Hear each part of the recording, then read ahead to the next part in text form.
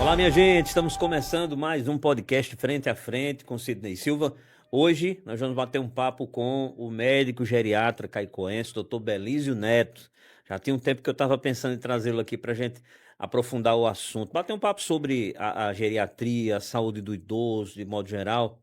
E aí ele aceitou o convite, está aqui com a gente. Doutor Belísio, obrigado por ter vindo conversar conosco no Frente a Frente.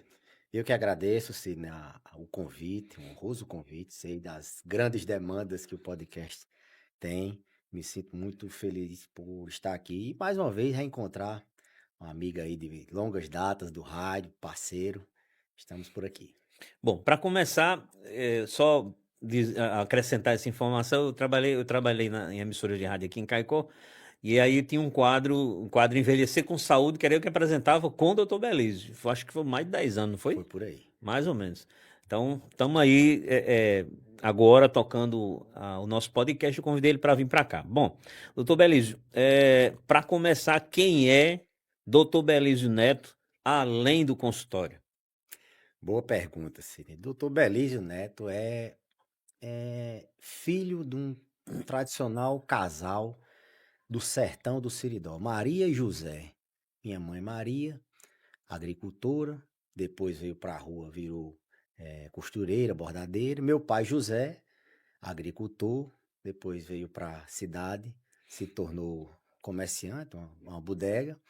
E eu sou filho dessa, dessa união, né? Tenho mais 4 irmãos, todos eles mais velhos que eu, sou o filho mais novo, uma prole de 5. E Dr. Belísio é esse ser humano que nasceu nesse seio de resistência, de muita dificuldade naquela época. Hoje eu sou pai de 3 filhos, Arthur, o mais velho, Heitor, do meio, e Pedro, o mais novo, que ontem fez 5 anos, né? Dr. Belísio, Pedro Belísio. E sou casado com a minha digníssima, a mulher da minha vida, a minha parceira, a minha namorada eterna, né? Lívia Maria, essa que é paraibana, de Vista Serrana. A gente se encontrou no trabalho, lá em Patos, ela é fisioterapeuta e o médico da UTI na época, lá. E casamos e temos uma família, somos muito felizes. Sou muito família, Sidney. Gosto de estar em casa, gosto de estar com meus filhos, gosto de estar com os meus. Não sinto tanta necessidade de sair, mas saio também.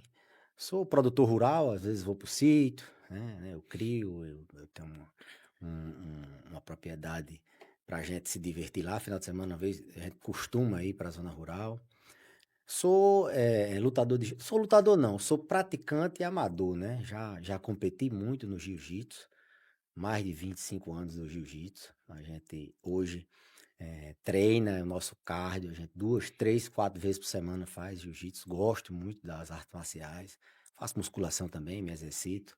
Gosto muito do Flamengo, sou flamenguista. Inclusive, não sei quando é que vai ser postado, mas agora, domingo, estarei lá em Brasília para a final da Supercopa do Brasil, Flamengo e Corinthians. Sou flamenguista doente, vivo todos os jogos do Flamengo, vivo muito essa questão. Sou músico, ultimamente até não tenho me dedicado tanto, sou saxofonista, mas sou essa pessoa que você conhece, filho de José, de Maria, casado com Lívia, pai desses 3 filhos e que tem seus hobbies na arte marcial, no futebol e eu diria que na música também. Doutor Belísio, como foi sua trajetória, né, até se tornar médico geriatra? E por que geriatria? Inicialmente foi porque médico, né? A gente Certo. pensou, eu me sentia assim, naquela época existia só uma faculdade de medicina no estado, a gente tinha essa questão de lidar bem com assim, não é que eu me sentia, mas parece que aquilo de ajudar as pessoas era uma coisa já desde a infância, embora eu na infância fosse menino danado, mas eu me sentia bem ajudando as pessoas. Mas o que fez eu decidir mesmo, assim, já no segundo grau, naquela época era Uhum. segundo grau, eu decidi pela medicina, foi um misto de de vocação com necessidade mesmo econômica. A medicina, em outras épocas, ela era um meio de vida também, uma projeção do filho de agricultor. Na minha família só tinha um irmão formado em geografia, e eu decidi para misturar as duas coisas. Vocação, sem dúvida, ninguém se mantém na profissão sem a vocação, mas alguma profissão que pudesse também pagar as contas e Uhum. poder dar uma condição melhor à minha família, que é uma família muito humilde. A gente saiu da zona rural, veio morar ali na Barra Nova, João 23, e a ideia foi essa. Passei no vestibular na UFRN em Natal, né? Isso em 2001. A gente, durante o curso, namorei com várias outras especialidades, mas já para o final do curso a gente pensava em fazer cirurgia, urologia. Nisso aí, eu já senti que tinha um apreço pelo idoso, a questão da próstata, me dava muito bem, estagiei muito com a turma lá de Natal, operei muito com eles. Eh, mas, de última hora, assim, de última hora não, eu diria assim, no último ano, a geriatria estava surgindo como uma especialidade nova. As projeções de envelhecimento eram já existiam, que o país ia ficar, envelhecer, que o número de pessoas idosas iriam aumentar. Em Caicó não tinha essa especialidade. E assim, meus pais eram, eu sou o caçula, meu pai até já faleceu faz 2 anos, ele estaria com 90 anos, minha mãe hoje com 79, tá? Ela é viva. Então, meus pais já eram idosos quando eu me formei. E eu pensei nisso também. Vou ter que voltar para minha terra para eu cuidar dos meus pais também. Então, foi um misto de necessidade também, quando fui decidir pela medicina, como também de cuidar dos meus pais. Eu diria que o incentivo maior, Sidney, foi meus pais idosos e eu voltar para cuidar deles também. Ganhar, assim, poderia ganhar a vida com a geriatria, mas tendo, tanto que, assim, me dediquei muito. Papai tinha Parkinson, eu estudava muito Parkinson, era assim, ir para o congresso, as aulas de Parkinson eu não perdia, enfim. Mas foi nesse contexto que decidi. E aí, fui embora para o Rio Grande do Sul, fazer a geriatria, voltei para Quando você diz foi Caicó. embora para o Rio Grande do Sul para fazer geriatria, é especialização. Isso, exatamente. Aí, Uhum. lá onde a gente faz termina, Sim. se especializa. Passei 2 anos lá, na PUC do Rio Grande do Sul, e aí voltei para minha terra para poder prestar serviço como geriatra e como médico também, né? Uhum. Inicialmente a gente, até hoje eu também sou intensivista, sou da UTI, até hoje eu ainda mantenho relação com a UTI, eu sou coordenador, sou do estado e coordeno a UTI daqui, sou intensivista também, mas hoje estou bem mais na geriatria, dando aula, sou professor da universidade também, coordeno a UTI Uhum. e faço serviço privado de geriatria. Também na universidade a gente tem um ambulatório de geriatria, mas a decisão a minha trajetória foi essa, da UFRN de Natal para PUC do Rio Grande do Sul, depois para Caicó. Doutor, tem gente que confunde, eu não sei se de forma até pejorativa, e não sei se a palavra seria confunde, de forma pejorativa, chama a geriatria de medicina de velho, ou médico de velho. Tem disso? E como é que o senhor encara isso? Assim, no Ocidente, o nome velho é uma coisa já que não serve na maioria das vezes. Mas existe algo assim, um paradoxo, que vinho velho é bom, a madeira envelhecida é Uhum. bonita, né? Então, o termo velhice, o termo velho, aqui para nós, ele é uma coisa muito pejorativa. Já no Oriente, não. O ancião é aquela pessoa a ser consultada, ela é respeitada, tem uma outra visão. Aqui, a gente, não, meu avô não sabe mexer num celular, ele não serve. Mas quando eu dou sempre esse exemplo, quando a neta tem um filhinho, e aí da primeira cólica, ela corre para a avó, que a avó sabe, Mais experientes. isso, não sabe mexer no celular, mas então o idoso tem isso, ele tem a experiência. O fato de ser considerado médico de velho, talvez porque realmente trabalha com envelhecimento. Mas a geriatria, ela trabalha não só cuidando do velho, a gente cuida do processo de envelhecimento. A gente faz a parte de prevenção e tenta colocar as pessoas na rota do envelhecimento saudável. Você pode chegar aos 80 anos, 90 anos, sendo independente, cuidando do seu neto, deixando na escola, acompanhando a vida dele no futebol, sendo independente, indo para a rua, fazendo o que você quiser. Ou você pode chegar aos 80 anos em cima de uma cama, com sonda, cheio de feridas. Então, a gente ajusta essa rota para preservar o paciente para chegar com independência, fazendo o que ele quer, o que ele deseja, e com saúde. Então, o geriatra, ele também previne, vai nessa rota do envelhecimento saudável. Ele trata, logicamente, as doenças mais comuns na terceira idade, né? Aquele paciente que tem mais de uma doença, o geriatra tem muito essa questão de gerenciar as doenças, ele tem aquela visão longitudinal, não é aquela do especialista que busca aquela doença ou aquele órgão. Ele vê o idoso com aquelas doenças, com várias doenças que se conversam entre si. Então, ele trata as doenças do indivíduo que está envelhecendo, previne, trata, reabilita também.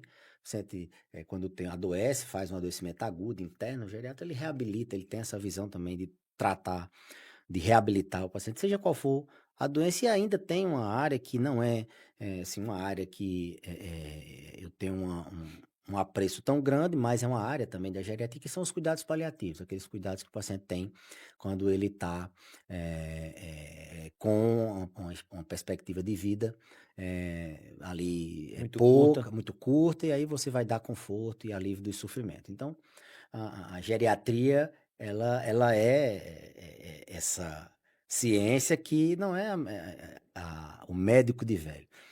Eu sempre digo, é o médico da pessoa idosa que ele pode dizer, é meu médico. Ele é meu médico porque ele é o médico realmente que cuida das minhas doenças. Não, não necessariamente só serei eu, não. Ele tem algumas coisas que a gente conversa, é uma especialidade que conversa muito com os especialistas. É como a pediatria, Exato, bem específico, né? exatamente. A gente, não, estou precisando de um apoio nessa insuficiência cardíaca, preciso que você vá na cardiologia. Não, está precisando de alguma coisa, de controle metabólico, vai na endocrinologia, vai.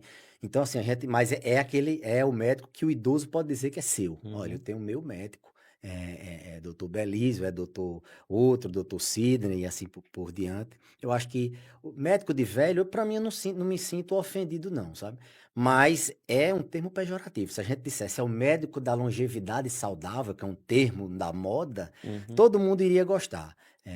Mas é o médico que cuida de você envelhecer com saúde, mesmo você estando com sua idade, de você manter-se independente e autônomo. Doutor Belis falou uma coisa muito interessante agora, que é do paciente dizer, doutor Belis é meu médico, doutor fulano é meu médico. Tem muito disso, parece também. Eu, pelo menos, já ouvi, doutor, muitos pacientes, seus inclusive, falar com muito carinho do doutor Belísio, né? Porque é a idade avançada, ou, vamos dizer, 60 anos, 70 anos, sei lá, qual for a idade que seja, eles estão, às vezes, também muito carentes de cuidado, de carinho, né? E encontram esse cuidado no médico. Ou eu estou enganado? Sem dúvida. Ele vem não por isso. Sim. Ele não vem para eu estar conversando, para eu dar carinho, não. Ele vem para eu resolver os problemas dele. Mas essa outra parte, essa parte de você lidar com ele, lógico que assim, eu me motivo todos os dias, eu me cuido para poder dar o meu melhor para os pacientes, inclusive nessa relação pessoal. Porque eles vêm uma, duas vezes do ano ali, passa uma hora e meia, às vezes até duas comigo, e são as horas talvez mais importantes, porque o mais importante da gente é a A saúde. saúde. E a gente tem que ouvir desde os aspectos da doença, passando pelo neto que adoeceu, por outro que está se separando, Um que dá trabalho em um que dá casa. trabalho, um que fez o empréstimo. Tem Sim. essa questão dos aspectos sociais. E a gente também, Sidney, tem essa escuta qualificada, né? O idoso, ele às vezes diz sem ser direto, Sim. são muito, são oligossintomáticos, são sutis. Você às vezes descobre uma doença ou você suspeita de alguma coisa através de termos que ele nem, por exemplo, uma depressão. Ele não chega chorando dizendo que está triste, porque ele não pode ser triste, porque os filhos, os netos não podem ver ele triste. mas ele no discurso dele você percebe que ele está. Então, a gente tem técnicas para poder avaliar isso. Então, essa questão do lidar, eu me sinto um privilegiado porque eu tento o máximo. No dia do aniversário eu mando Um um cartãozinho, cartão, um parabéns. aham. Eu tento ser realmente aquela pessoa que eu sou de trocar experiência, aprendo muito com eles. Quem tem mais experiência são eles, são os idosos, aprendo muito. No período de seca agora, eu converso muito com os idosos, com as idosas do tempo deles, como é que a gente faz. Então, isso naturalmente gera em mim uma reciprocidade. Ele vem, ele consegue ali na hora receber o ouvido. As pessoas hoje estão muito sem tempo, né? Os filhos no celular, os netos, todo mundo ocupado. E um dos maiores males da terceira idade é a solidão, né? Pode até ter 10, 15 dentro de casa, mas ele se sente só. Então, ali, em uma ou duas vezes por ano, ele vem para o médico, ele sabe que ele pode contar com ele. Foi o médico que resolveu, o senhor está resolvendo os problemas dele, e que ele pode sentir acolhido. Ele chega e se sente acolhido. Isso vai gerando, talvez, isso que você tenha dito, de repercussão. Lógico que a gente não controla, não é Uhum. eu sou um ator, não. Ali eu sou o doutor Belize, esse que eu falei, que eu sou filho de agricultor, esse que também luta jiu-jitsu, que é flamenguista, e aí me dou muito bem com as pessoas, sou uma pessoa extremamente sociável, então talvez seja por isso, além de dar a questão técnica, a resposta técnica. Não adianta ele ir com a dor, não resolver a dor dele e ficar só dando parabéns a ele. Ele quer que a dor dele seja resolvida. Doutor, o Brasil, o senhor já disse agora há pouco, não é de agora, está envelhecendo. Já tem um tempo que se comenta essa questão. O mundo está envelhecendo, muitos países têm altos índices de pessoas envelhecendo, e o Brasil não é diferente, né? Quais são hoje, né, os maiores desafios da saúde do idoso? Realmente, alguns países da Europa, próprio da América, dos Estados Unidos, Japão, eles envelheceram antes do Brasil. E envelheceram devagar. Eles deram tempo às cidades se adaptarem, deram tempo ao sistema financeiro ver essa questão da previdência, deram tempo para que os serviços de saúde se preparassem para essa nova demanda. É a população que mais frequenta o serviço de saúde, é a população que mais frequenta o hospital, que mais adoece, que mais consome medicamento. Então, o envelhecimento nos países desenvolvidos, ele aconteceu, já são envelhecidos, a estimativa de vida em algum deles passa de 85 anos. Então, Europa, Japão, Oriente e América, eles já envelheceram. Então, deu tempo eles esperar. O grande problema dos países em desenvolvimento, entre eles o Brasil, é que esse envelhecimento aconteceu muito acelerado. Nas últimas décadas, nas últimas 2, 3 décadas, e a expectativa é que, eu lembro quando estava fazendo, olha, em 2030 teremos tanto por cento da população idosa, e isso se confirmou. Então, a longevidade, o envelhecimento, é um dos fenômenos da humanidade, assim como a inteligência artificial, assim como foi a internet. Daqui a 50, 60 anos, a gente vai ter, proporcionalmente, em muitos países mais idosos do que adulto jovem produtivo. Então, as cidades têm que as famílias, os serviços de saúde, o sistema financeiro, tudo, muita coisa vai ter que mudar. Por quê? Porque envelheceu rápido, a gente não tá você vê que a reforma da Previdência, a pessoa que se aposenta com 60 anos hoje, em outros lugares é com não sei quanto tempo, porque realmente não vai ter como resolver isso de uma hora para outra. A demanda um tempo desse, olha, é idoso, mas tem muito idoso, como é que a gente vai fazer na fila de espera, né? A prioridade, então os 80 são os muito mais idosos, então eles têm uma prioridade dentro dos idosos, né? Mas assim, os gargalos, primeiro que como aconteceu muito rapidamente, eh, muitos gargalos a gente encontra. A começar de onde ele procura saúde, né? As unidades básicas, os hospitais, eles ainda não vem acontecendo. À medida que o tempo vai passando, a necessidade vai sendo maior. Você veja que há bem pouco tempo atrás tinha posto de saúde que era batente, não tinha rampa, ninguém imaginava que só quando precisava de um cadeirante. Então, todas hoje são adaptadas, né, a questão da mobilidade, né? A própria prioridade da idade, os cursos médicos têm a disciplina de geriatria está formando médicos com essa disciplina de geriatria, que isso é recente também, é coisa nova. Os outros cursos da área da saúde, e até mesmo, acredito que outros cursos da área social, as demandas no direito, deve ser assim, a Uhum. demanda por questões envolvendo o idoso são grandes, então os desafios são enormes, desde a unidade de saúde ao aumento da população que precisa de medicamentos, precisa de consulta, precisa de apoio. Isso gera também necessidade de pessoas desviarem um pouco seu horário de trabalho para cuidar de alta dependência. As famílias precisam se reorganizar, que agora tem que inserir esse avô, essa avó na rotina dele. Então, são desafios de ordens sociais, né? Essa organização familiar, essa organização na comunidade, desafio de ordem econômica, deu exemplo do sistema financeiro, da previdência, como é que isso tem acontecido, desafio de ordem mesmo, de saúde, de poder contemplar essa população com serviços que estejam adequados para aquela população e perpassa pela arquitetura, perpassa pelo direito, questões previdenciárias, questões como é que no direito se diz quando vai fazer o inventário, aquelas. É o direito de família, né? Isso. Direito de Então, família. o idoso ele está no centro e a longevidade vai ser um dos fenômenos que a gente se vai vivenciar isso. Uhum. Eu visitei o Museu do Futuro no Rio, e lá ele faz uma perspectiva de como é que serão os próximos 50 anos, desde a questão da poluição, dos oceanos, passando pela tecnologia, como é que será uma sociedade, e a gente consegue enxergar, é muito bacana. E vai ser uma sociedade, assim, com uma longevidade muito maior. Você vai ver muitas pessoas de 80 anos ainda correndo na academia. Hoje a gente já Uhum. vê. Eu lembro que quando eu cheguei em Caicó, a gente, com a Pastoral do Idoso, tentou, no Dia do Idoso, juntar os centenários. A gente achou um, ou foi dois, muito pouca gente de 90 anos. Hoje em dia, se a gente for fazer isso, você vai encontrar muitos centenários, muitos nonagenários, muitos octogenários. Imagine daqui a algum tempo. Então, a gente vai conviver com isso.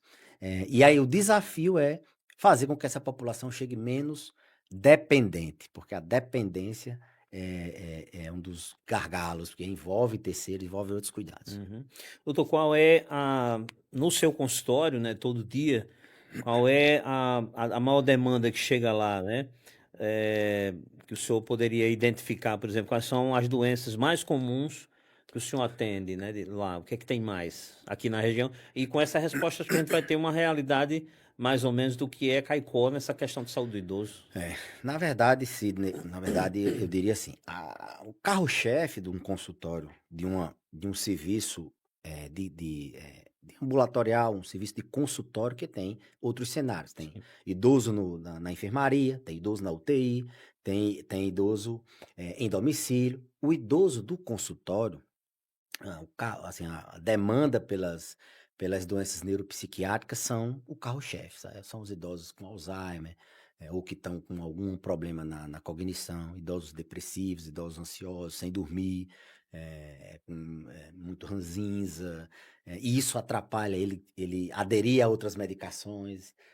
Então, o carro-chefe, eu diria que essa questão neuropsiquiátrica no idoso é o carro-chefe. Mas metade também dos que nos procuram nos procuram é aquele idoso frágil, multimórbido, que tem muitas doenças, né? Toma muitos medicamentos e precisa de alguém que possa gerenciar isso. Ele vai, não, tá perdendo peso, tá perdendo apetite, aquela pessoa que não tem, meu Deus, pô, eu tenho que ter esse médico que possa gerenciar. Então, esse perfil de idoso frágil, vulnerável, com muitas doenças também nos procuram. É uma demanda muito grande. Tem muitos filhos, neto nem tanto, mas muito filho de paciente que já vem. A mãe tem 90 anos, a filha tem 70.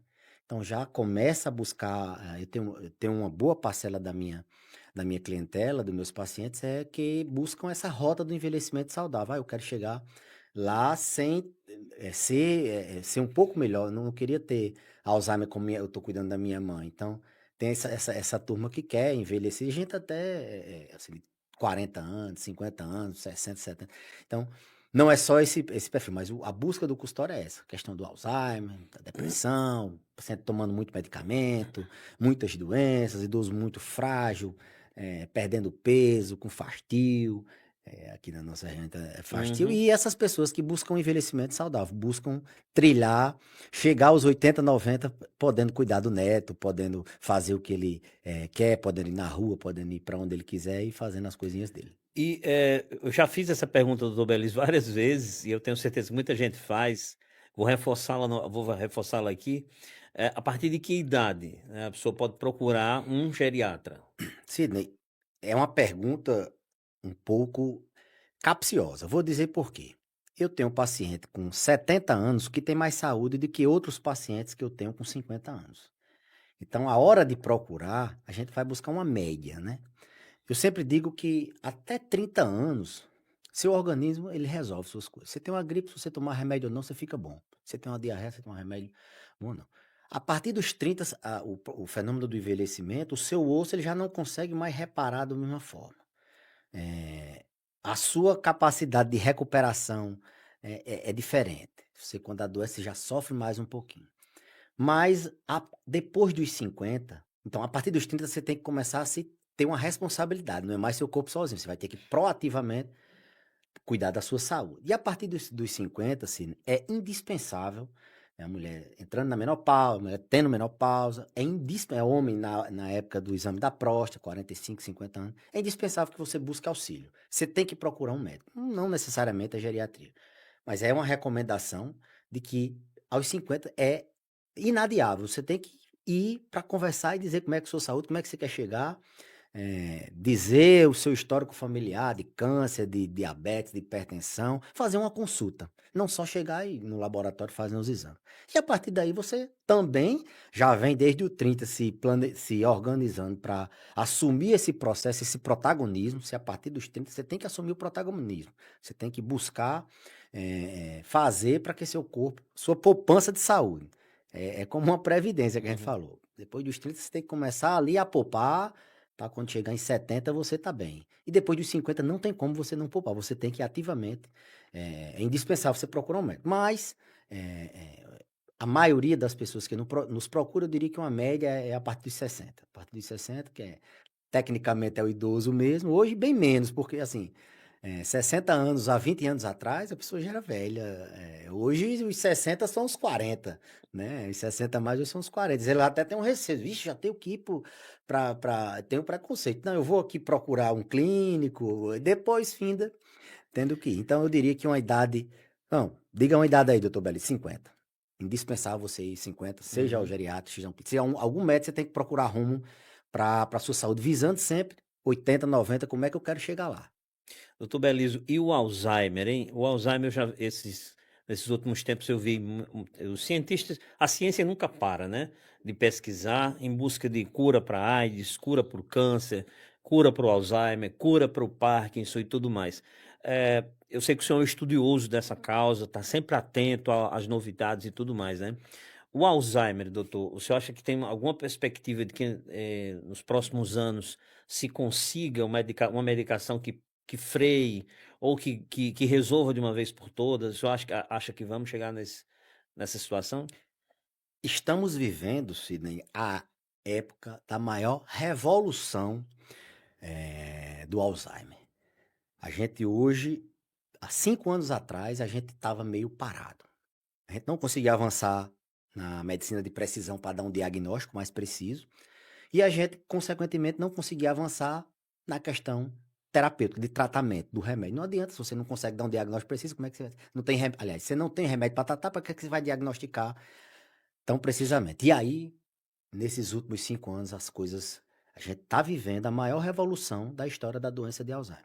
Hoje, os métodos diagnósticos eles são muito mais precisos. Antigamente era só, não, tá esquecendo, tá perdendo alguma capacidade de resolver alguma coisa, qualquer pessoa percebia que a pessoa não estava normal, estava caducando, estava esclerosando, né, que era o termo que ia ter. Hoje não, hoje a gente tem a questão dos sintomas, dos sinais, a gente conversa, vê como é que é a característica daquele esquecimento, mas a gente tem exames que com muito mais precisão, eles dizem se a gente tem. A gente tem exames, seja ele no sangue, seja ele na saliva, e as imagens hoje, a neuroimagem funcional, ela nos últimos 5 anos, como eu disse, ela entrou inclusive como critério. Você dá o diagnóstico quando você tem uma imagem, determinada imagem, você consegue ser mais preciso.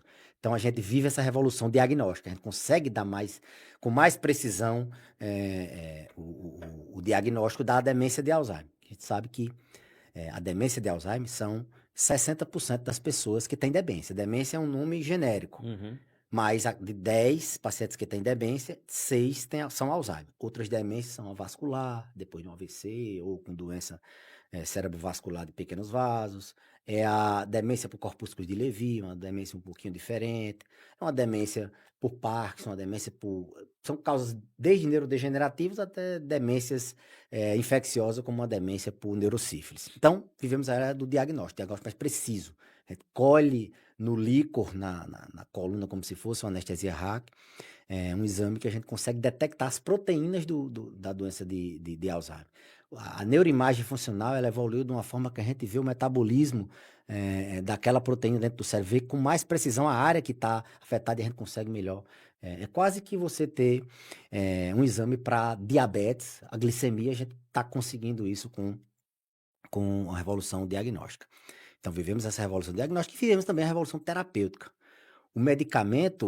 Os medicamentos que a gente tinha até bem pouco tempo atrás, a gente conseguia exatamente, a gente priorizava frear a perda, a velocidade com que a gente perdia a memória, a gente tentava minimizar os sintomas neuropsiquiátricos, ou seja, tentava frear à medida que a doença passa, e quando a doença vai progredindo, vai dando sintoma neuropsiquiátrico, vai dando agitação, vai dando insônia, o paciente fica desinibido, ele fica agressivo muitas vezes. Quem tem na família alguém com Alzheimer sabe muito bem o que eu estou dizendo, o Alzheimer descompensado. Então a gente tinha esses dois objetivos, frear a cognição e minimizar os sintomas neuropsiquiátricos. Mas hoje a gente tem medicamento que a gente consegue reverter, a gente consegue melhorar o paciente. A gente tem, por exemplo, a doença é causada por três fatores. Deposição de uma proteína dentro do cérebro, de duas proteínas, beta-amiloide e a tal, que são tóxicas para o cérebro. Ela mata neurônio e mata na área da memória. Então, a gente consegue, com o medicamento, esvaziar o cérebro disso, retira isso do cérebro. Então, a gente tem medicamentos hoje, cada vez mais esses medicamentos são melhorados. Hoje, aprovado no Brasil, agora em 2025, o lecanemab, ele é esse medicamento que tira essas proteínas tóxicas. Então, uma causa do Alzheimer a gente já trata, a gente busca cura. Tem mais duas outras causas, que são as causas vasculares, né? A gente sabe que o Alzheimer também acontece por dificuldade circulatória, e isso mata neurônio dentro do cérebro, e a inflamação, a neuroinflamação que a gente está vendo. Isso a ciência está andando. A cura do Alzheimer, eu diria que a gente não conseguiu, mas a gente já deu, nesses últimos 5 anos, a gente deu um passo que a gente não conseguia, a gente simplesmente era sintomático, a gente tratava ali... Meio que no escuro? Não, eram os sintomas. Certo. A gente não curava a doença. Era como se você tivesse uma infecção, você dava dipirona para tirar a febre e não tratava com antibiótico, não matava a bactéria. Hoje a gente já tem medicamento que trata isso. Lógico, os pacientes elegíveis para isso são pacientes que têm um transtorno neurocognitivo leve ainda, você tem os exames para saber se ele tem a doença mais precisa, são candidatos bem específicos, ainda é muito caro, custa mais de R$100.000, alguns centros só tem que você tem que ficar fazendo ressonância, fazer esses novos remédios, então a gente vive também uma revolução no tratamento, não só no tratamento para curar a doença, mas também em tratamentos de suporte nos sintomas neuropsiquiátricos. Desde medicamentos, assim, de classes medicamentosas que a gente já utilizava, mas são muito melhores, com menos efeitos adversos, até chegar na cannabis. Que a cannabis hoje tem sido uma qualquer-luxo, tem sido... Usa também para o Alzheimer? É uma das opções, sim. Inclusive foi liberado agora o plantio para as residências, para casa, né? Pela Anvisa, essa semana. Foi, né? Isso. Pronto. Então... passando até pela cannabis. O pessoal, não, mas vai resolver o problema. Não, não é que a cannabis vai resolver o problema. Cannabis que eles liberaram, na verdade, é o óleo, né, da cannabis. Da cannabis, não industrializada. Isso. Então, tem revolução no tratamento da cura, e na cannabis, como eu falei, ela tem a sua função quando tem esses sintomas neuropsiquiátricos. A cannabis ela tem ótima robustez na literatura para epilepsia refratária, para transtorno de ansiedade, para dor crônica, e na demência, nesses sintomas neuropsiquiátricos, quando você já fez tudo aquilo que tem que fazer e não consegue, às vezes com a cannabis, então, a revolução também nessa parte de sintoma neuropsiquiátrico. Vivemos também a revolução da questão não medicamentosa. A gente consegue hoje a gente está cuidando dos cuidadores, se fala, tem políticas públicas voltadas para o paciente com Alzheimer. Um amigo meu, Leandro Minoso, lá do Rio Grande do Sul, ele quem escreveu essa política nacional, hoje está no Senado, hoje é aprovada, é uma política para as cidades, para as pessoas que têm a demência de Alzheimer ter um diferencial, a gente sabe. Então, tem a revolução também não medicamentosa. A realidade virtual ajuda muito, estimulação cognitiva, o próprio cuidado dos familiares, de treinar o paciente em domicílio, a gente está evoluindo. Então, é uma revolução na doença de Alzheimer nos últimos anos, tanto diagnóstica como terapêutica. Muito bom. Estamos conversando com o médico geriatra, Dr. Belísio Neto, aqui da cidade de Caicó. Dr. Belísio, existe uma receita para se envelhecer bem? Existe. Mas essa receita, Sidney, não está em comprimido. Essa receita não está em fórmulas mágicas, em suplementos, em hormônios, em coisas que as pessoas querem, muitas vezes, buscar com facilidade. Essa receita, ela está naquilo que eu falei, nesse pensamento da sua poupança. A gente não poupa dinheiro, mesmo sem querer, a gente não, Sim. no INSS, né? Você tem que poupar saúde também. E como é que se faz essa poupança? Você tem que pensar na saúde primeiro de um aspecto mais global. Não é só não adoecer. Você tem que pensar a saúde mental. O que é que eu quero? O que é que eu posso fazer? Você tem que controlar, você tem que tratar seu sono, você tem que dormir bem. Sono é uma primeira dica da receita. Número 1, receito um sono de qualidade. Reparador. Reparador. Não é dormir demais, não é dormir de menos, é você dormir e acordar descansado. Seja porque você tem um problema de insônia, que é o mais comum, ou você tenha um sonambulismo, você tenha uma apneia do sono. 40% da população hoje tem apneia do sono.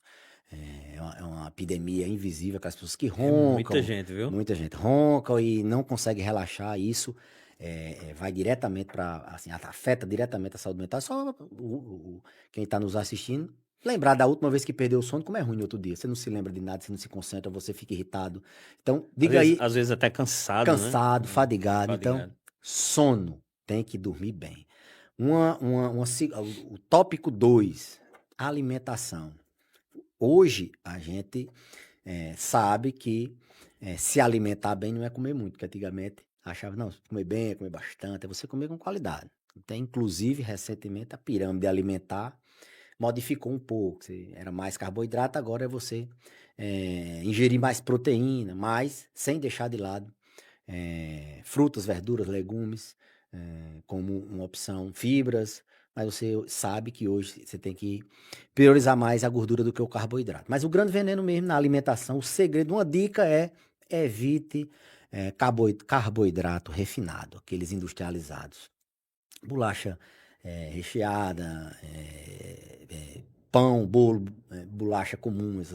Então, carboidrato refinado é um veneno para a humanidade. Na verdade, o carboidrato, o açúcar, é um grande veneno para a gente. Então, se alimentar bem com pouco açúcar nenhum, pouco carboidrato, mais frutas, verduras, o carboidrato você tem que adquirir nessa alimentação.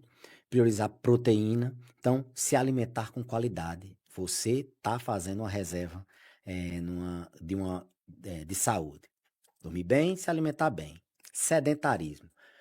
O nosso corpo foi feito para andar, para se movimentar. E a revolução tecnológica, a humanidade chegou ao ponto da gente, se quiser, não sai nem do quarto, você não sai. Você liga a luz do celular, você liga a televisão do celular, você chama a comida do celular, você faz tudo. Então, a gente cada vez mais tem facilidades. E isso não faz tão bem. Principalmente depois dos 30, depois dos 50. Então, atividade física. Você tem que se exercitar. Tirar um tempo do seu dia para se exercitar.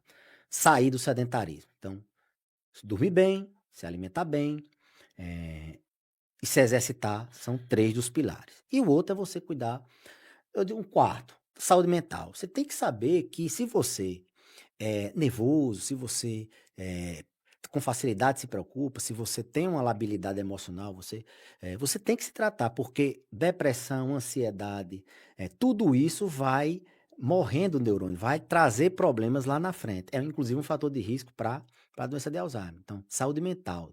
Não, eu vou evitar estresse, não vou me envolver. Não, todos nós temos problema. É você saber a dose que você vai dar de resposta àquele evento estressor, é você ter um ambiente leve, é você poder trabalhar com tranquilidade, é você poder ter paz mental. É um pilar que hoje a gente, em virtude de inúmeras mudanças, desde a luz elétrica, a gente não mais dorme ao pôr do sol, passando pela televisão, pela internet, a gente tem vários problemas que fazem com que a nossa saúde mental seja colocada cada vez mais à prova. Então, saúde mental é também fundamental. E eu diria que a proatividade também. Você buscar o médico, seguir o que o médico diz. Se tem doença crônica, controlar suas doenças. Isso aí é fundamental. Muito bem. A gente queria saber também a sua opinião, doutor, sobre quedas do idoso, né? O idoso caindo muito em casa, eh, ou aonde ele viva, né? Eh, as quedas no idoso, elas são realmente perigosas? Sidney, queda em idoso, e aí não adianta ser, não, aquele idoso 70 anos, que tem botox, que vai para atividade física, que é independente total, que não quer ir para o geriatra, aquele que acha que não tá velho, o osso dele tem 70 anos. Independente de ele ser aparentemente jovial, o osso dele tem 70 anos. 70 anos, um osso é um osso potencialmente mais fraco. Então, uma queda pode fraturar. Imagine uma queda numa pessoa idosa. Eu sempre digo, queda é tão grave ou mais do que um infarto, do que um AVC, do que um câncer. O idoso, quando cai, Sidney, ele ou fica 50% deles ficam com problemas consequentes a quedas que não a fratura. Dor crônica, fica doendo, medo de cair. Idoso que não precisa se arrebentar todo, ele teve a iminência de cair, ele desenvolve o que a gente chama de pitofobia. Pitofobia é um medo desproporcional. Ele não anda. Idoso, quando cai, muitos deles não voltam mais a andar com medo de cair de novo. Outros não voltam mais a andar porque ficaram com dor crônica. E a gente ainda nem falou na fratura. Quando fratura, aí é que o problema é grande. Porque para ele reabilitar essa fratura, ele vai, às vezes vai ter que precisar se internar, fazer uma cirurgia de grande porte. A gente não sabe se ele vai padecer no pré, no intro, no pós-operatório, embora a gente tenha evoluído muito nessa questão. Hoje, cada vez mais se opera aqui mesmo em Caicó, todo dia o pessoal opera gente de 80, 90 anos com fratura de fêmur e interna ali na UTI um dia, depois vai para casa com 3 meses está andando. Então, idoso quando cai, ele é tão grave quanto um infarto, quanto um AVC, ele pode não voltar nunca mais a andar, é um divisor de águas.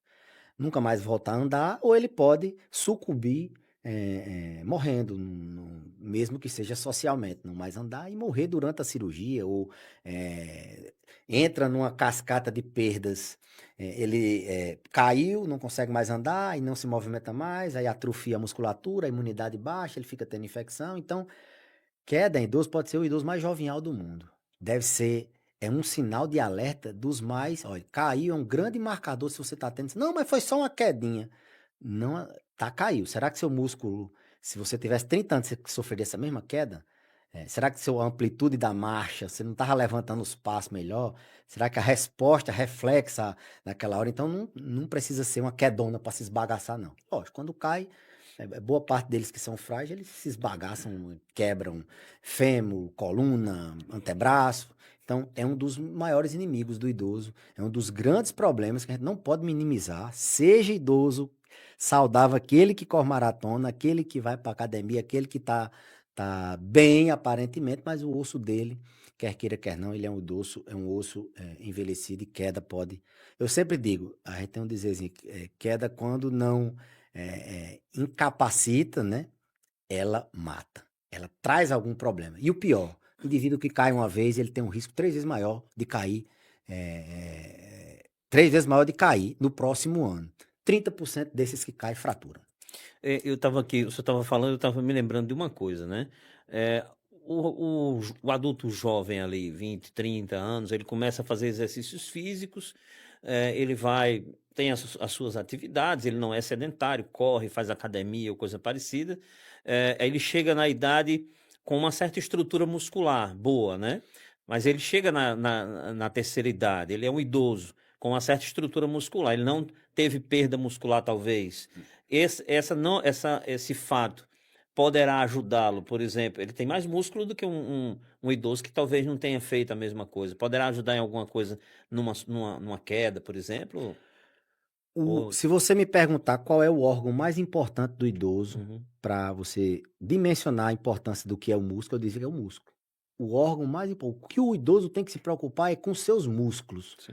Já foi, não, se preocupar em não gripar, não infartar, lógico, também. A principal causa de morte é as doenças cardiovasculares. Mas se você quer preservar alguma coisa, preserve seus músculos. O músculo não é só para você manter-se independente, para você evitar uma queda. Se ele tiver com um músculo bom, ele tem uma resistência a cair maior. Mas o músculo, ele é envolvido em inúmeras. Se você ter ideia, paciente que tem diabético, quanto mais músculo ele tem, mais ele controla o diabetes. A resistência insulínica diminui. O músculo é onde tem um receptor lá da insulina que ele faz com que a glicose saia do sangue e vá para dentro do músculo. Quanto mais músculo, mais receptor. Então, envolve o metabolismo lipídico. O paciente, quando tem Interessante, é uma cadeia de outras coisas que músculo, beneficiam, né, pois o é. músculo. E o músculo beneficia Aham, outras coisas. Por isso que a gente sim. manda fazer atividade física. O paciente diabético, porque ele melhora quando ele consegue. Só que o idoso, ele tem uma tendência a perder o músculo com mais rapidez. Se ele não cuidar, ele tem dificuldade de ganhar massa muscular, por questões do Porque é envelhecimento mesmo, natural, que é né? natural à medida que a gente vai envelhecendo, as fibras musculares elas vão se perdendo e a capacidade de você hipertrofiar esse músculo é um pouco mais difícil do que no adulto jovem. Então, eu diria que o músculo, Sidney, ele evita não só queda, mas ele evita morrer também por diabetes, evita também a pessoa morrer, evita também o paciente sucumbir do coração, evita várias outras coisas. Preserve, faça músculo e preserve seus músculos, você que está chegando na terceira idade. Doutor, uma outra questão, acho que é muito comum também, é o excesso de medicamento, né? O consumo de medicamento por idoso, ingestão de medicamento por idoso, né? O uso excessivo de medicamentos pela pessoa idosa é muito comum e que mal traz isso para eles? Esse termo, excesso de remédios, ele tem que ser depurado. Uhum. Porque tem aquele idoso que toma 6 medicamentos, 7 medicamentos, mas são medicamentos que ele precisa tomar. Ele tem uma doença no coração que só aí já leva 4, 5 remédios, tem uma osteoporose e tem um problema com a pressão, vamos supor. Esse número de remédios aí é o que a gente São chama de necessários, né? polifarmácia terapêutica, necessária. Uhum. Por outro lado, tem idoso que toma 6 remédios sem precisão. Às vezes porque um médico passou, o outro passou de outro laboratório, ele toma por duplicidade, às vezes porque alguém disse, a automedicação é um problema sério na terceira idade, e hoje com você tem acesso à informação muito fácil, a internet é muito boa, mas para quem busca assim, saúde na internet, tem que ter muito cuidado, que tudo termina em câncer, nenhum remédio presta, tudo é natural, tudo é muito fantasioso. Ou seja, o algoritmo ele diz o que a pessoa quer ouvir, não é o que é necessário. Então, muitos remédios, às vezes pode ser, não vou julgar. Lógico, quem toma mais remédio é quem tem mais doença, essas pessoas que tomam mais remédios, elas são as que mais morrem, as que mais têm problemas. O grande problema não é em si o número de remédios. Eu diria que é o número de remédios desnecessários. A gente, na geriatria, a mesma atenção que a gente tem para prescrever, a gente também tem para toda consulta. Se a gente também, se tem a hora, eu vou passar aqui sua receita e a hora que eu vou tirar, vou ver aqui se eu posso tirar um desses medicamentos. Às vezes eu preciso conversar com um colega, que foi especialista, que passou, mas aquele medicamento já chegou a hora dele sair.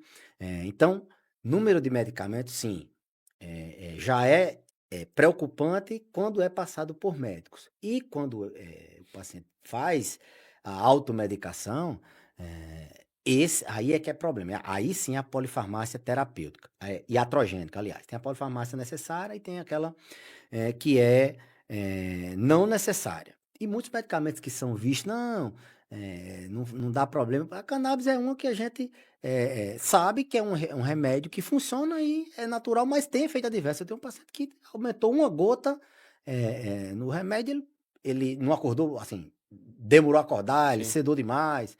Então, essa história de natural é uma coisa meio que você tem que ter cuidado. Então, muitas vezes eles são levados a isso.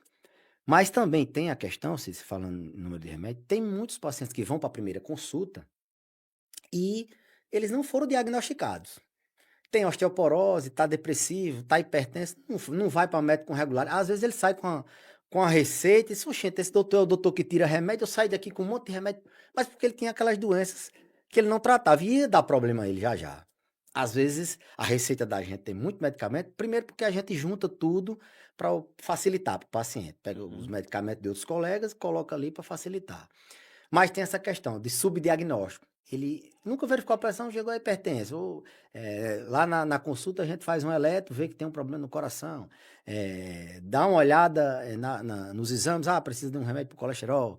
Aí ele sai com uma quantidade. Então, tem essa questão também, mas é um dos desafios E hoje, para piorar, hoje cada vez mais os pontos de corte para você ter que usar um remédio, eles são mais, assim, mais rigorosos, ou seja, por exemplo, usar remédio para colesterol. Cada vez mais pessoas vão chegar tomando, porque a meta, o objetivo que a ciência estudou e que para a gente conseguir manter o valor do colesterol menor, muitas vezes você chega com esse remédio, porque mesmo sem sentir nada, você tem que tomar. Então, tem que pensar nessa questão também de metas terapêuticas que hoje mudou um pouco. Então, tem esses três viés. Faz mal, muito remédio que não necessita, faz bem, mesmo que seja muito remédio que mais o paciente necessita. Automedicação é sempre um problema, é bom sempre revisar a caixinha do idoso, aqueles remédios que ele às vezes está tomando mesmo remédio para a mesma coisa, está vencido, que ele vai juntando ali na farmácia. E tem essa questão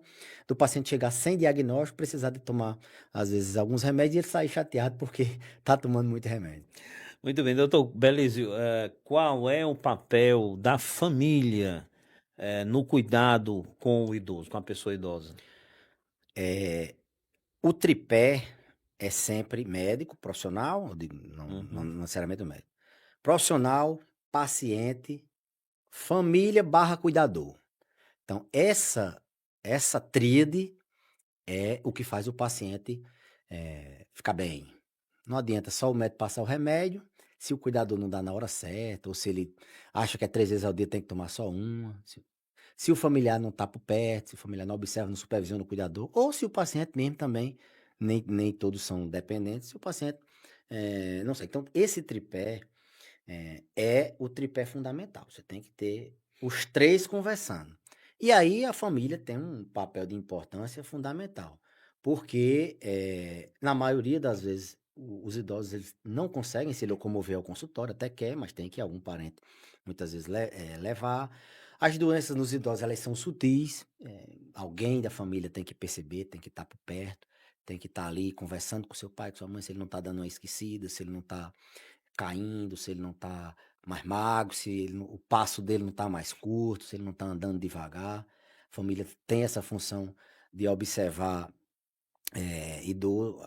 os idosos.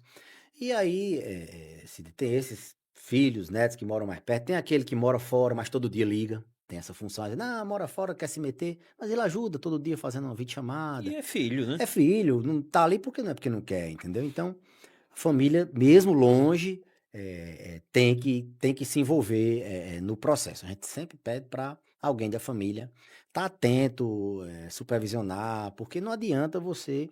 Não, eu pago a consulta do meu avô, da minha avó, do meu pai, da minha mãe e pronto, tá resolvido. Não, não, tenta não. Assim, não é que não adianta. Tudo bem, você contribuiu a sua parte, mas a família tem que se envolver mais. Tem que. Será que papai está bebendo aquela água? Será que papai tá vestindo aquele calçado que o doutor passou e tirou as havaianas para não cair, ou ele tá. Então, tem que ter tempo para ouvir, tem que, vez por outra, conversar com seu pai, sua mãe, prestar atenção.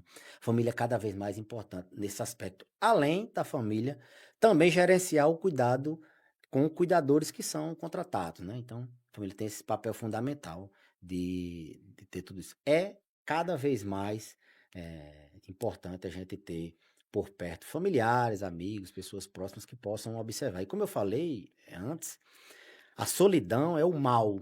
Eu diria, os idosos, eles, você me perguntou dos gargalos da saúde, eu diria, quais são os eu vou responder, vou falar agora de um dos gargalos da saúde da pessoa, da população idosa em geral, a solidão. Solidão é um problema que vem sendo estudado cada vez mais, e não é solidão dele morar só, não, que já é um grande problema, idoso morar só. É a solidão, a sensação de solidão. Aquela pessoa que se sente abandonado, solitário, por mais que tenham várias pessoas morando ao redor, várias pessoas. Mas as pessoas passam, não conversam É isso que eu ia lhe perguntar, como é que acontece isso então? O idoso está dentro de casa, tem várias pessoas morando ali. Como é essa solidão? Como é que ele se sente só ali? ele se sente só porque ele se sente inútil. Ninguém pergunta mais a ele. Ele se sente só porque ele não consegue mais se socializar, sair para passear na praça para conversar com amigo. É a solidão. Sente só porque está em depressão. Depressão, um dos sintomas é o isolamento social, a sensação de solidão. Ele pode estar adoecido, mas é fundamentalmente, Sidney, porque as pessoas estão sem tempo. As pessoas não estão dando mas, assim, as pessoas estão ocupando o tempo delas com muitas outras coisas, e os idosos precisam de tempo, precisam que você desacelere, ouça, observe. Então, é um dos grandes males, porque é fator de risco para você morrer mais. Quem tem solidão, tem essa sensação de solidão, ela morre mais, ela interna mais, ela não adere aos medicamentos, ou aos tratamentos que não são medicamentosos da mesma maneira. É uma pessoa que vai ter mais problemas com a saúde, essas que têm solidão. Um outro problema é que aí tem uma relação também com a solidão, é a rotina hipoativa. Os idosos, eles cada vez mais eles não têm muita mobilidade. Passa o dia, eu sempre checo. O senhor acorda de manhã, faz o quê? Ah, tomo café. E depois? Aí ele pensa. Aí depois eu me sento, aí eu digo, e depois? Ele disse, não, aí quando vai dar umas 10 horas, aí eu dou um cochilo e almoço. Eu digo, e depois? Aí dou um cochilo, depois do almoço. Uhum. Aí de tarde, aí eu assisto ali uma televisão e eu digo, movimentou muito pouco. Passou o dia deitado, comendo, sentado, sem atividade. A gente tem que colocar esses idosos, criar uma rotina ativa. Eu sempre digo isso. Saber cada horário que ele vai fazer. Nem que seja levantar para se esticar, para se alongar, nem que seja levantar para beber água, nem que seja levantar para rodear a casa, tomar o banho de sol. Então ele tem que ter uma rotina, ele tem que passar o dia ocupado, tanto mentalmente como movimentando, né? Um dos grandes problemas é a rotina hipoativa.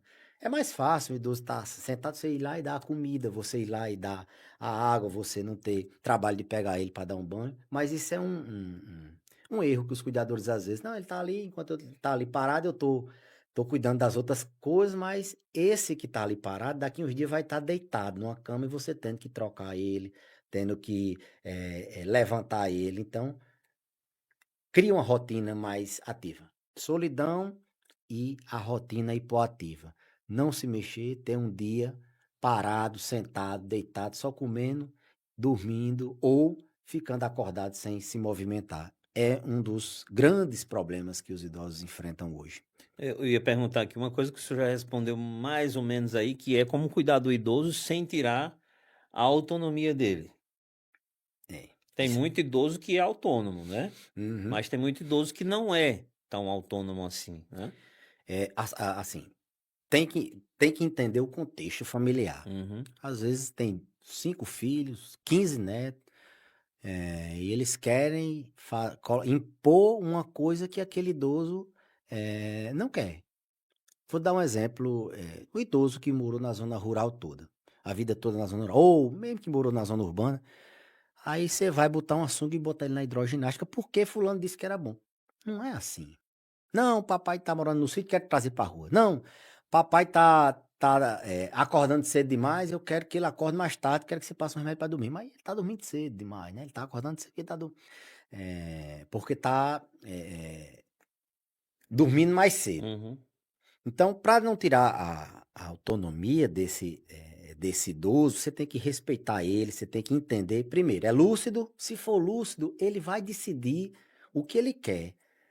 Mas a gente pode convencer. A gente sabe que aquilo vai ser benéfico, a família tem que convencer. E convencer idoso não é hoje você perder a paciência e amanhã não ir mais, não. Não, papai, se eu preciso de fazer uma atividade física, talvez não seja a hidroginástica, mas vamos aqui começar dando uma volta. A transição da zona rural para a zona urbana pode ser aos poucos, ele pode vir visitar, aí nessa visita fica 2 dias, 3, e daqui a pouco parar de trabalhar de uma hora para outra. 90 anos dentro do curral, você vai tirar ele, ele vai, não sabe, ele não tem. Então você vai ter que ser gradativo. Mas se ele for lúcido, a capacidade de decidir é dele. Isso aí, juridicamente, e até mesmo a gente, olha, se ele disser que não quer mais fazer isso, vocês vão tentar convencer, porque ele precisa disso, mas se ele disser não, é não. Então, às vezes, muitas famílias com muita gente querendo bem, finda querendo invadir a privacidade. Agora, se é um idoso que não tem mais capacidade de discernimento, tem uma demência, aí não. Aí esse aí é a família quem tem que decidir. A família tem que entrar no consenso, tem que ter um que gerencie isso.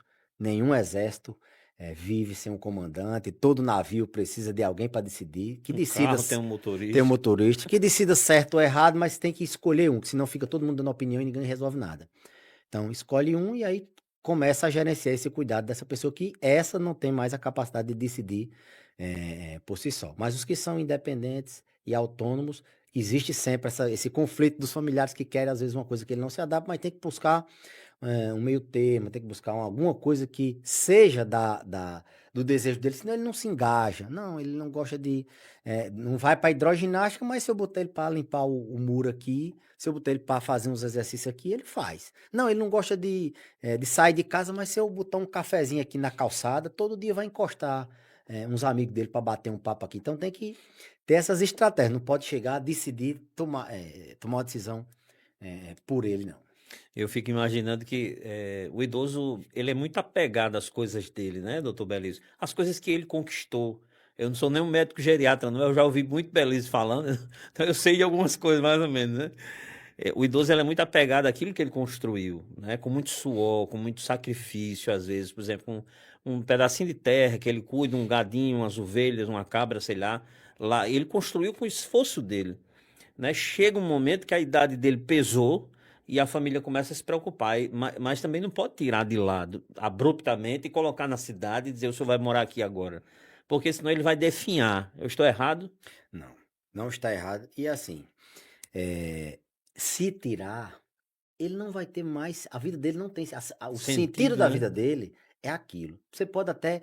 A gente não pode deixar ele se colocar em risco. Ah, é um idoso que, tudo bem, da zona rural, Uhum. mas você não vai deixar ele subir em pé não vai deixar ele andar a cavalo, à toa, andar em piso irregular. Você vai minimizar. Mas se você trouxer para um ambiente que ele nunca foi adaptado, talvez isso seja problemático. Então, eles têm muito apego mesmo. Certo, o ideal seria que a gente se deslocasse para casa dele, fosse Uhum. morar lá. Mas a gente sabe que não é bem, as coisas não são bem assim. Como eu falei no início, a sociedade ele não está preparada para como vai lidar com essa situação. E aí ele começou a não ser mais independente e a família tem que, de uma certa forma, intervir. Eu sempre digo, olha, cautela, idoso, a gente tem que ir devagar. Você não pode passar assim, o pé pelas mãos, de tirar ele, tomar uma decisão sem. Ele não vai aderir, vai ser problema, ele vai adoecer. Então, vá convencendo, a ideia do convencimento é importante, e não deixe ele sem atividade. Mesmo que não, eu quero parar de trabalhar. Não, papai, você não pode parar de trabalhar agora. Vamos devagarzinho, vamos diminuindo, vamos. Ele não pode se colocar em risco.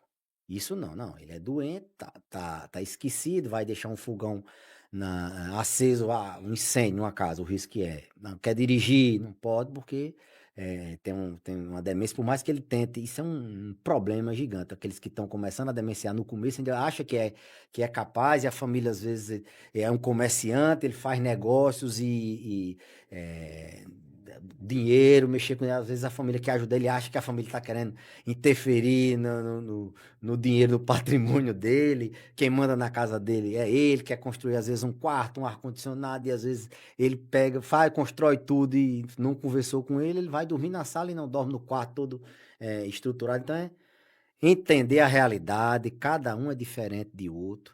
Se você colocar 10 idosos com 80 anos aqui, cada um é diferente do outro. O rim de um é diferente do outro. 10 crianças são tudo iguais.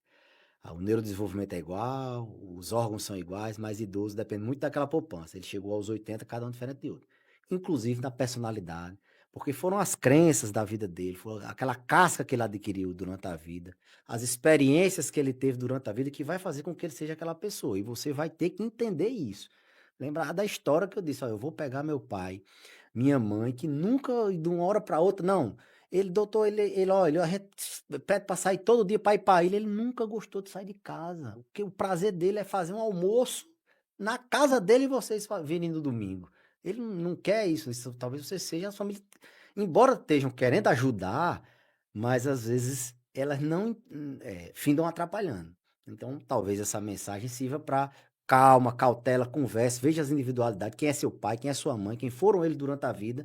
Tudo bem, ele precisa dormir bem, precisa ter não tá sentindo dor, não tá se colocando em risco de queda. Se ele tá começando a esquecer, demenciar, vocês vão ter que devagarzinho entrar ali na vida dele de autonomia, mas sem que ele abruptamente você faça e eles findam não aderirem. Isso é uma coisa que dá muito problema, que às vezes a gente perde um pouco de tempo, não é perde não, mas a gente tira um pouco de tempo da consulta para conversar com a família, porque senão os medicamentos não vão funcionar, o paciente vai continuar adoecendo e o meu serviço não vai servir. Então, é fundamental esse papel dessa conversa com a família e que a família procure entender também.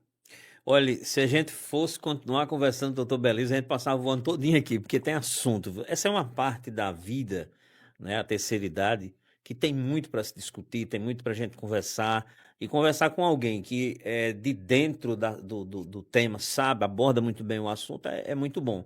Então, eu queria só que o senhor, para a gente encerrar, doutor, dissesse onde é que o senhor atende aqui em Caicó, como é que faz para, se você tem aí o número de contato para marcar, e a consulta, e deixar sua mensagem também, olhando ali para o pessoal que está nos acompanhando em casa, principalmente para os idosos ou para as famílias dos idosos, para os cuidadores, enfim, fica à vontade. Todos nós iremos envelhecer. E eu tenho certeza que você que está aí nos assistindo conhece e tem ou tem na família alguém idoso que precisa desse olhar diferenciado, desse olhar amplo, dessa percepção aguçada. Então, a minha mensagem é: todo mundo que quer envelhecer bem tem que começar a se cuidar com aqueles, se alimentar bem, dormir bem, controlar o estresse e buscar fazer uma avaliação depois dos 50 anos. Então, alguém tem sempre na família um idoso, o pai, a mãe, o avô, todo mundo tem, né? Às vezes não tem, mas tem um tio, tem um vizinho, tem um conhecido. Tudo isso serve. E você, mesmo que seja jovem, vai chegar lá. Então você precisa plantar, você precisa fazer sua poupança em saúde para poder colher lá na frente, chegar aos 80, 90, vivendo melhor até talvez do que quando era jovem sedentário, tendo autonomia e independência. Bem, a gente trabalha, né, no serviço privado, na clínica Santé, fica ali na rua da UFRN, né? Ah, o Penedo. telefone é do Penedo, clínica Santé é 99687-8877, é o nosso telefone da recepção. Mas vocês encontram o Dr. Belício também nas redes sociais, Dr. Belício Geriatra no Instagram, no YouTube, Facebook, a gente tem. Então, 99687-8877. Fica na clínica Santé. Muito bom. Obrigado, doutor Belísio, por ter vindo ao nosso podcast. E, minha gente, voltamos, tá certo? Na próxima semana com mais entrevistas. A gente vai trazer outras pessoas, outros profissionais assim. Vamos continuar, né, com esses bate-papos aqui, porque a gente acaba levando informações importantes para quem está nos acompanhando aqui ou em qualquer lugar. Aonde quer que você nos acompanhe, que você nos assista, tá certo? Siga a gente no YouTube, Sidney Silva RN, tá certo? Deixe seu like e se inscreva também, porque nos ajuda demais. Valeu, até a próxima.